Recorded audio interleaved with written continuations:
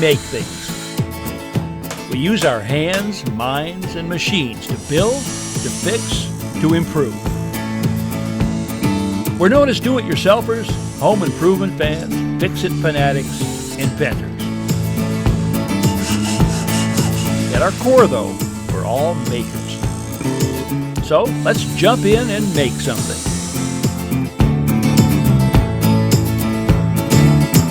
Hi, I'm Ron Hazelton. Welcome to the show. You know, these days you don't have to choose between form and function when it comes to home improvement.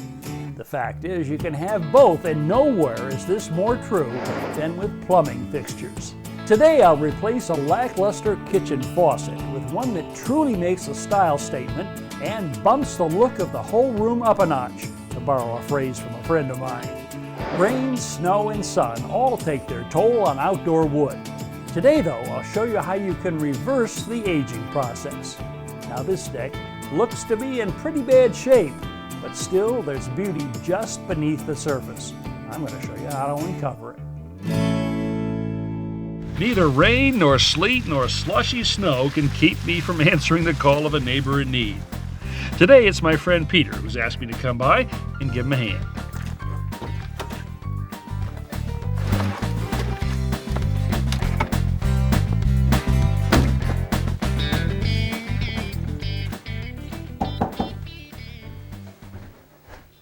Hey, Peter. Hey, Ron. How you doing? Very good. So you want some help with a faucet? I sure do. All right. Well, you lend me a hand with the windows. It's your turn, man. Well, let's go. So that's it, huh? That's it. Yeah, it works. Yeah, it does work, but I'd like to give Christine a new one. Why? Well, we're going to redo the kitchen soon, and I'd like to start with the faucet. Okay. It's something I can do. So this is kind of a preview of the kitchen remodel. You're gonna give her this as a token of what's to come? Yeah, I'd like to surprise her with it, yes. All right. I can help you with that. There's only going to be room for one of us in here, so if you've got something you want to do, just go ahead. I sure do. And I'll give you a holler if I need some help. I'll probably have to have you show me where to turn off the water for the house if it comes to that. Okay. All right. I'll be in the All other right, room. Peter. Thanks. Well, this is my first surprise of the day. Normally there would be shut-off valves right here so that I could turn off the water supply for the sink while I'm installing the new faucet.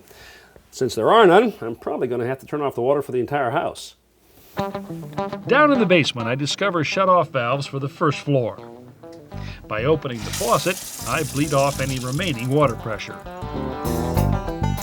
I'm going to remove the sink drain, starting with the dishwasher hose. Now, I don't absolutely have to disconnect the drain, but doing so will give me a lot more room to work and easier access. The PVC plastic pipe is simple to take out and will be just as easy to put back.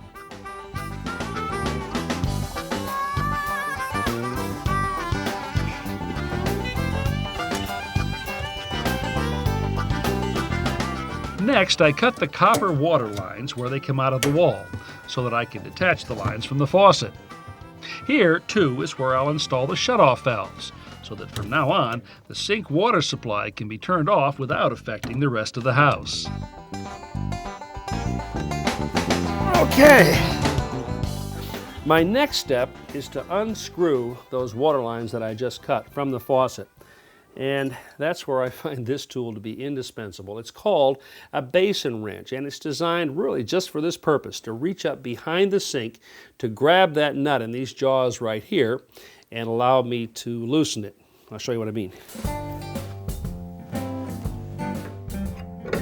Now you can see how impossible it would be to get a conventional wrench in here. I use the tool in a sort of ratcheting motion, backing off the nut a fraction of a turn at a time, until I can remove it with my fingers. I use this same tool to loosen the retaining nuts holding the faucet base to the sink.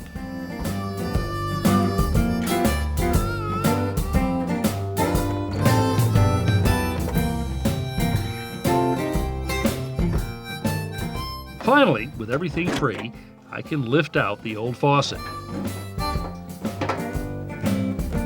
Underneath is quite a bit of dried plumber's putty, which cleans up fairly easily with a plastic putty knife. I want to avoid scratching the sink, and a cloth or plastic scrub pad. Well, I've gotten all of the old out, and now I'm going to start putting the new in, beginning with the shutoff valves down below. I just slip the valves on the copper pipe and tighten the compression fittings using 2 wrenches. This keeps the valve from spinning and avoids twisting the pipe.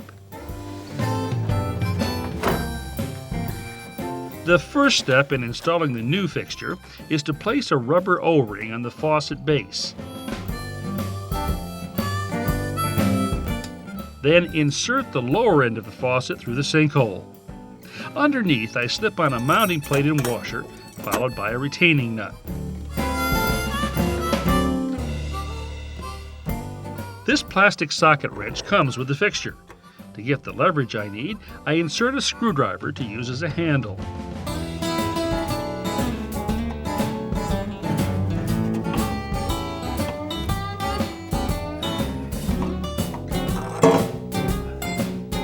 Next, I insert the spray nozzle hose into the end of the faucet, push it all the way through and out the bottom. This faucet has individual valves for hot and cold water. Plumber's putty will make a watertight seal at the valve base, preventing water from dripping into the cabinet below.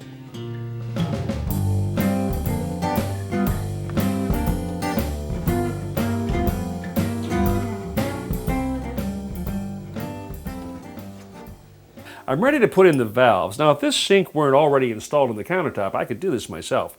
But because it is already in place, I'm going to need some help. All right, so just go underneath and shove this up through the hole there for the valve, would you? It will do. Yeah, and I'll get it when it comes through the top here. Great. Hold it there.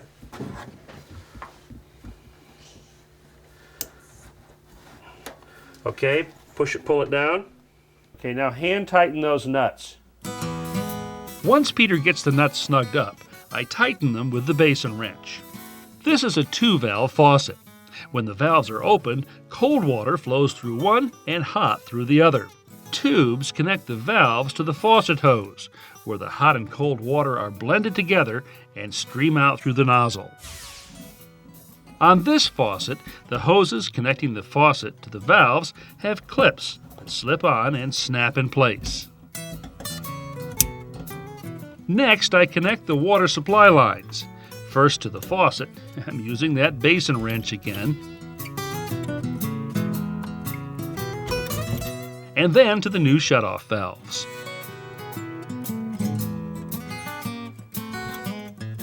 Then I place the valve handles and trim on top of the valve body and screw them in place.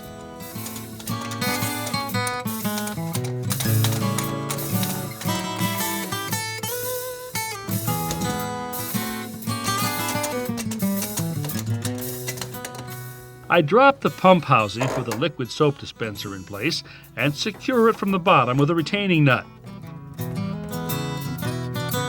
The pump itself just sits on top, so it can be lifted out for refilling. With all the water supply lines connected, I can begin replacing the drain.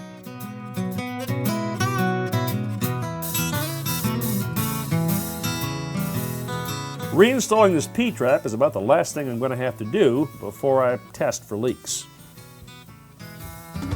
Now, if the drain fittings had been old or worn, I would have taken this opportunity to replace them. These, though, are in good shape, so I'll just reattach them and reconnect the dishwasher hose.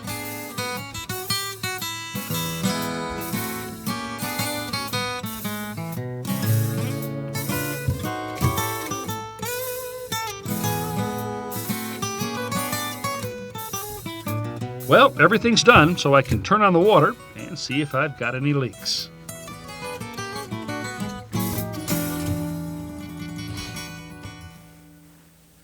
Well, I don't see or hear anything, but here's my litmus test for leaks. I put some paper towels on the bottom of the cabinet and wait a few minutes, come back and take a look. If there are any drips, they'll show up right here. So far, so good. And here comes Mom. You ready? 1, Okay. 2, 3. Surprise! Hey, this is great! Hey! This is great! I love it! What do you think, Alex? You know what? you can do with this? You can pull this down, you point it at your brother and have great water fights. It looks like a new sink. This is wonderful. Yeah. In fact, you know, I was saying to Peter, I don't even know if you really need the remodel now that you got this. Yeah, that's a nice try. We're getting the remodel. Should we have a toast? Sure. Oliver, why don't you turn it on? Hey, Oliver, you want a toast? Okay, here you go, Oliver. Turn it on. Okay, and turn it off. Cheers to your health. Thank you, Well Ron. done. This was terrific. Anthony Dinello lives out in the country about an hour north of me. He loves spending time outdoors, but his deck has suffered from the weather and become a bit of an eyesore. It's, well, sort of depressing. Together, we're going to see if there isn't some beauty lurking beneath its dingy surface. Yeah, so this is the deck. Wow. You know, it might be all of 5 years old. That's all. Yeah, it looks a lot worse than it is. Have you ever put, since it was new, have you ever put another sealer on here? Yes, the first year that I bought it, I sealed it and tried to take care of it. And Then it went downhill from there? Since that point, yeah. You got some algae over here. Right. We'll want to take care of that. You notice the nails down here? Most of them are well set below the surface. Yes. But right down here, you know, you got a couple that are popping up, and I imagine there are a few more like this. Right. This punch-like tool, called a drift pin, is my choice for resetting deck nails. The large blunt end drives nails below the wood surface without damaging the rust-proof coating on their heads.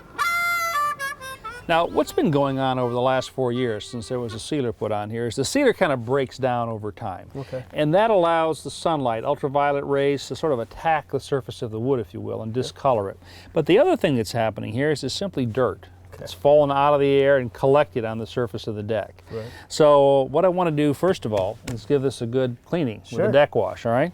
So let's go ahead and pour this in. The fastest way to get a cleaner like this on a deck is to apply it using a pump sprayer. And the general idea here is you don't want to apply any more of this than we can work in about 10 or 15 minutes.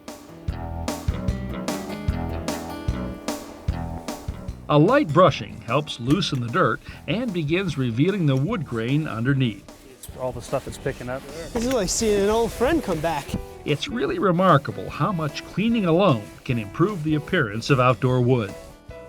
I'm going to rinse off the deck using a power washer. A garden hose brings in household water at a pressure of around 60 to 80 pounds per square inch.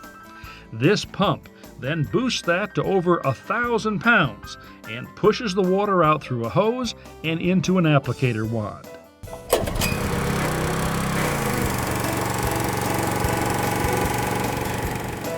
The high-pressure water does an impressive job of rinsing and cleaning. It's so effective, in fact, that I need to be careful not to get the nozzle too close to the surface, where it could actually etch away the wood. It's also important to keep the wand moving and avoid leaving it trained on one spot. Hey, see, we're getting back to the natural color of the wood here, but there's still these dark areas, dark spots here. There's some over here. So in order to get this looking more like it did when it was put down originally, we're going to have to go to a brightener. Anthony's at work today, so I'll be on my own.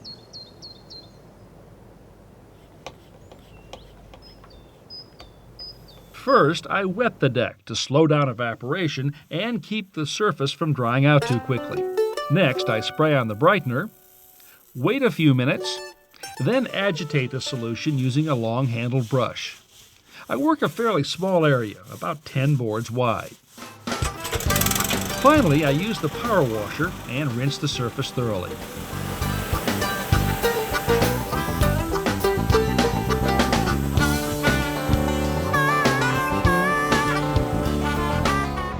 A couple of days later, I'm back for the final step.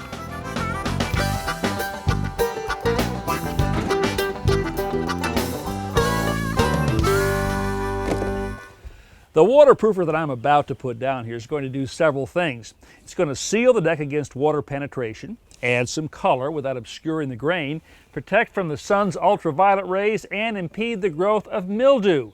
That's quite a bit, isn't it?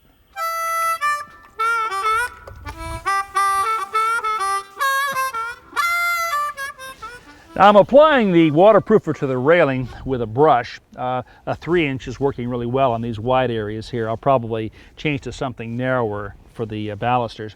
And you notice I'm starting up here at the top. That way if I have any drips, I'll catch them as I work my way down.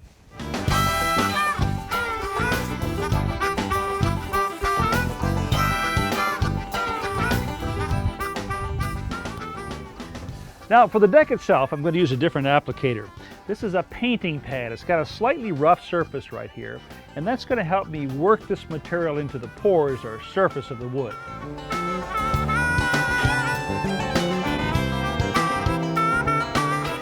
I'm applying the sealer with even strokes along the length of the boards, moving with the grain. One thin coat is enough. I'll make sure not to leave any puddles or pools.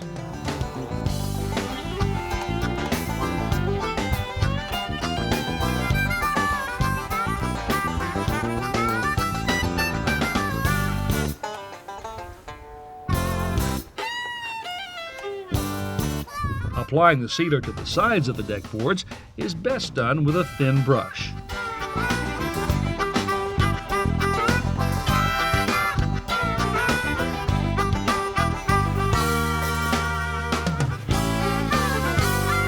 Look okay to you? Looks great. It really does. It's like night and day. You know, it's just amazing what the cleaning and the brightening and then the sealer and stain will do. I mean, it's surprising what's underneath there. Yeah, it was a mess. I thought actually I might at one point have to replace the deck. I'd like you to do a little cleaning on this, maybe, you know, just Yeah. take some soap and water and a scrub brush and just kind of wash it Sure. and rinse it off. That'll really prolong the life on this. And this should last you for, well, maybe a couple of years or more, this finish that I put on here. All right. And then don't let it go quite so long next time, because if you catch it just as, you know, this finish is starting to wear out, you can just reapply the stain Okay. part of it. You don't have to go through all the brightening and stuff. Okay. Can you see yourself having a little cookout out here? I certainly can. A nice Italian feast out here, we sure can, you know? No problem at all with that. Well, listen, enjoy it. Thank you. Thank you very much.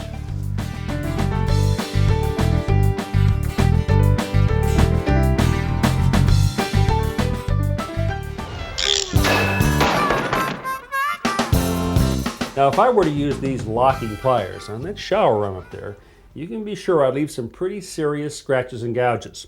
But there is a way to use this tool without leaving those damaging marks. Take an old leather glove and cut off 2 fingers. Then you'll have leather covers that you can slip over the serrated jaws of whatever tool you're using.